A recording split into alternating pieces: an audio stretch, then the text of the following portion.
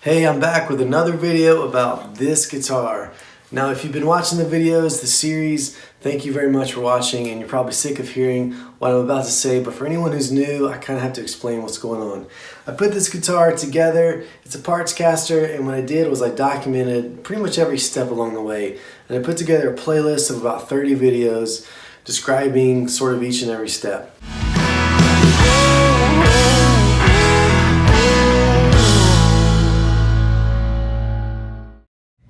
Here's something interesting I just noticed while relicking the Strat trim assembly. These are the saddle height adjustment screws, and you'll notice that 4 of them are shorter. And it's really cool because when you have them installed, they can stick out the top. The excess can stick out sometimes at the top of these saddles and just kind of be an annoyance or a nuisance if you're doing like palm muting or stuff like that on the bridge, or whatever kind of style that may interfere. So it's really cool that the 62 trim comes with those, and I'm not positive, but I can only assume it only makes logical sense that these 4 shorter screws will go on the high and low E strings, because your neck is going to be radiused like so, right? So then over here is going to be an E, and over here is going to be an E, so these ones in the middle are going to need to be taller. So that's that, and it's just something cool I noticed while putting them back in, and that's part of the 62 trim. That's a feature that they have, and that's a good thing.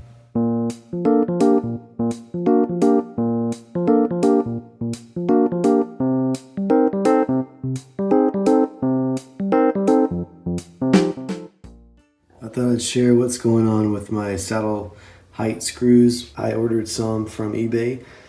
As you can see, the ones here are sticking up pretty high off of, that might be the best indication there.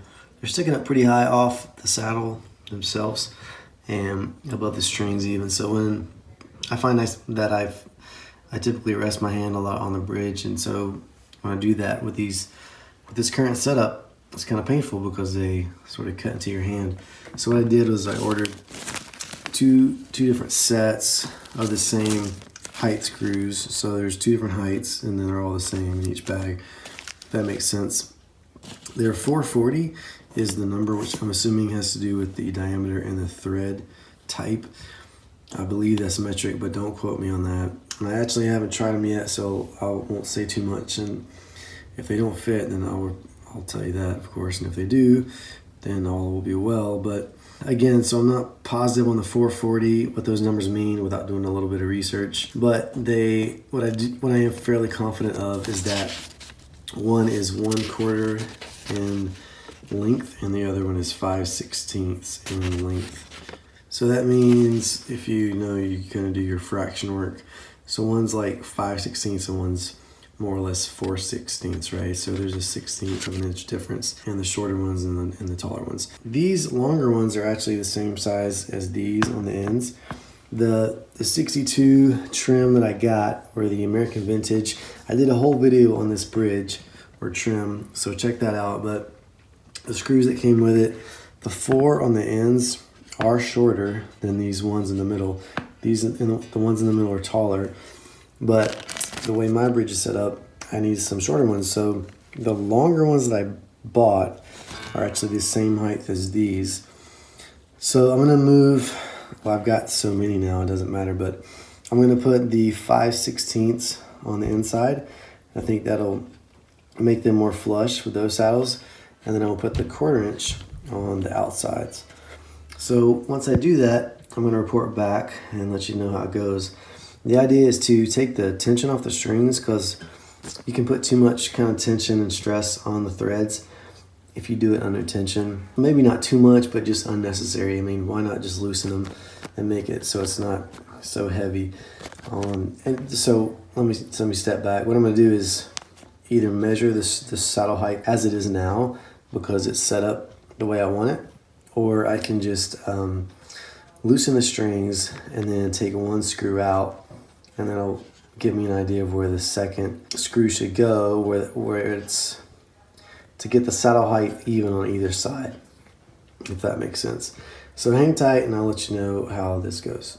Alright, I've put one screw in, and it is this one here on the very end, and it looks beautiful. It's flush with the top of the saddle, and it does fit. So the 440 does work with the American vintage trim, or 62, whatever it's called, whatever Fender calls it, and whatever circle that they sell it in. And these are a little bit, I don't know if you can tell on camera, but comparing them side by side, the ones that I got on eBay are a little bit duller than the ones that came with the bridge, which is good in my case, because if you can't tell already, or if you haven't been keeping up, this is a relic guitar, so dull and beat up is the name of the game with my guitar. So these fit right in, and it's not a big difference. If you had put these on a new guitar, then by all means it would work, and you wouldn't be able to tell the difference. But yeah, I think it's gonna work great. I haven't replaced these middle ones yet, but of course I will key you in on what goes on. Just to clarify what I was talking about earlier, I have loosened up the string, and then I've taken one of the screws out. We're focusing on this A string right here. I've taken one of the screws out, and then when I put the new one in, I can tell where it needs to go, and then that side is set, and then I take the other one out and replace it. Alright, so I've replaced this screw here now on the A string with this. So this is the 5/16 that I'm pointing at now, and then this one is the 1/4 of an inch height. So this one on the A string looks virtually flush as well. Looks like it will work just fine. So we're good to go. I'm going to replace the rest of these, and then just for good measure, I'll show you what it looks like. There you have it. All the screws have been installed in their saddles appropriately, and as you can hopefully tell, they're pretty much flush. So there's no stray screws sticking up above the saddle to where it would, grind in on the palm or the side of your hand, which was what I was going for. And I just wanted to share that. It's a tip you may, find helpful. The alternative, again, of course, is to put a shim in the neck pocket and have the neck go up at more of a steep angle, which I'm exaggerating here with this piece of paper. But if you were to do that, you could raise up the saddles, and then your screw height wouldn't matter as much, because you would in fact need higher screws, I guess, to raise the saddles. So it's all a game of balance and setting up a guitar, as you are probably aware, and I just found this to be an easy solution, just finding shorter saddle height screws, and just wanted to share that tip with you, something I found helpful, and hopefully it's helpful to you as well. Wanted to bring up another point.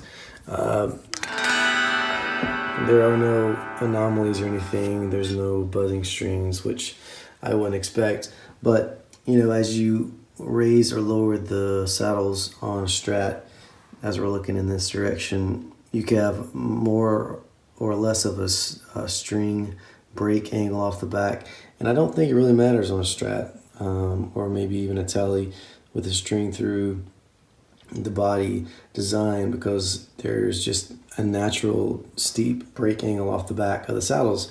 Now I have a Jazzmaster, and those guitars, it's not string through body, and they go off the back end of the bridge, or not the bridge, but the tailpiece with the trim arm and everything, the vibrato. So that's a different story, but I'd be curious to know if anyone has any comments about the benefits of the saddles being higher up off the bridge plate. There's always arguments with better sustain and better tone and all that kind of stuff. So to my knowledge, I don't know of any reason why it's bad to have kind of low saddles. Just a look at mine. They're not sitting on the bridge plate, but they're close. So I'd be interested to know if anyone has any comments about, what's better or worse in their experience. So feel free to leave a comment.